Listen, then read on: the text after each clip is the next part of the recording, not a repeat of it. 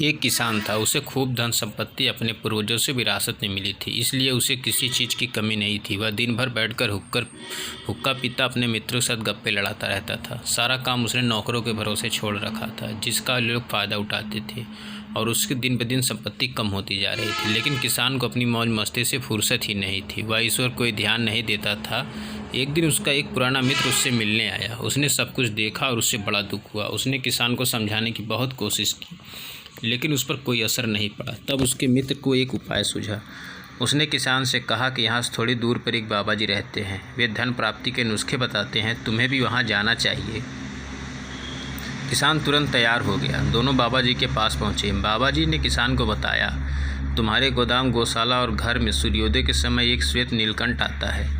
अगर तुम उसके दर्शन कर लो तो तुम्हारी संपत्ति बढ़ने लगेगी। किसान अगले दिन सूर्योदय से पहले ही उठकर गोदाम की ओर चल दिया। वहाँ पहुंचकर उसने देखा कि एक नौकर गेहूं की बोरी बेचने ले जा रहा है। मालिक को देखकर डर गया। किसान के डांटने पर उसने कबूल किया कि वह अक्सर चोरी से अनाज बेचता है। किसान ने उसको काम से हटा दिया। फिर गौशाला पहुंचा। वहाँ उसने देखा कि गौशाला का कर्मचारी दूध बेच रहा है और पैसे खुद रख रहा है। किसान ने उसको भी डांटा और सही से काम करने की नसीहत दी। दोनों जगह श्वेत नीलकंठ के नाप पाकर वह घर पहुंचा। वहाँ उसने देखा घर के सब लोग सो रहे हैं। एक नौकरानी घर के कीमती बर्तन चुरा कर ले जा रही है। किसान ने उसको भी काम से हटा दिया। अब किसान श्वेत नीलकंठ के चक्कर में रोज़ गोदाम, गौशाला और घर के चक्कर लगाने लगा।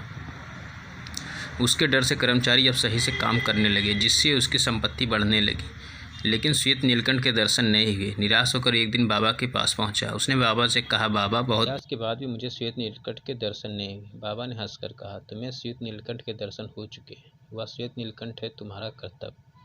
कर्तव्य का पालन करने से ही लक्ष्मी की वृद्धि होती है।